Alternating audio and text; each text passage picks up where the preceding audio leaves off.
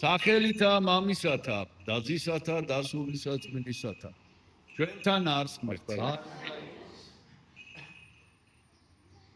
დღეს წავიკითხეთ სახარებიდან ადგილი სადაც აღწერილი არის განრღვეულის განკურნება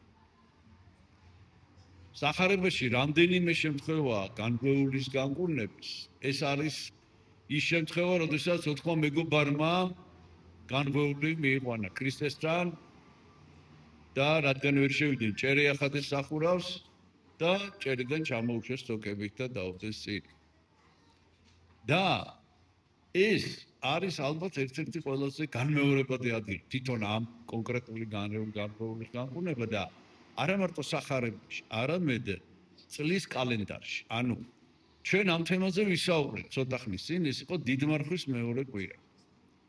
და ზუსტად ეს ადგილი სხვა სახარებიდან აყოთ, ვისაუბრეთ და მე თქვენ გესაუბრეთ ამის სიმბოლურ მნიშვნელობას. მაგრამ აი დღეს ისევ განმეორდა კვირა დღეს სახარების ეს ადგილი და მინდა გითხრათ, რომ ხშირად მეორდება საკვირაო გადაგებისასაც და საკვირისპიროზეც და ისე სადაგიდღისპირებზეც მეორდება. რატო? აი დღეს მინდა ამის შესახებ გითხრათ. რატო მეორდება ხშირად ეს ადგილი სახარებიდან? საქმე ის არის, რომ ეს ადგილი სახარების ეს ადგილი შეიცავს სასიცოცხლო მნიშვნელოვან ინფორმაციას. თვითონ ეს სიტყვა სასიცოცხლო მაჩვენებელი სამედიცინო ტერმინია და როდესაც ადამიანი მოხდება მძიმე სნეულებით საავადმყოფოში თუ ეს სიკვდილის საფრთხე შეიცავს ანუ თუ ეს ესე იგი შეიძლება ამითი ადამიანი გარდაიცვალოს ექიმები ამბობენ რომ ეს არის სასიცოცხლო მაჩვენებელი ხო და აი ეს სახარების ეს ადგილი სასიცოცხლო მაჩვენებლის შემცველი რატო იმიტომ რომ აქ არის ცალსახად აბსოლუტურად დასახელებული ავადმყოფობის მიზეზი. ავადმყოფობის მიზეზი ეს არის სოდვა. რა თქმა უნდა, ავადმყოფ ადამიანს სჭირდება კვლევის ჩატარება, სჭირდება დიაგნოზის დასმა, მაგრამ ზოგადად ავადმყოფობა არის ცოდვის შედეგი.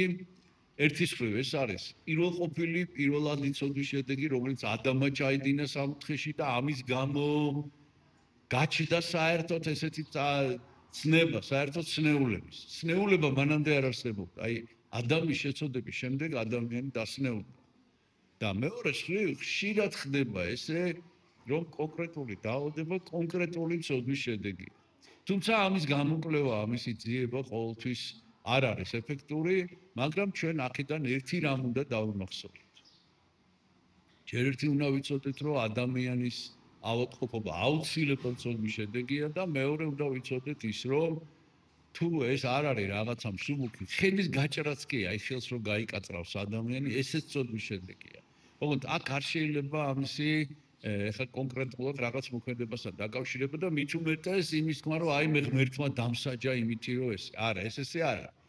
უბრალოდ თუ ადამიანს მძიმე სნეულება აქვს და ჩარევა ჭირდება ექიმის, მით უმეტეს ქირურგიული, აუცილებლად ადამიანმა უნდა თქვას აღსარება.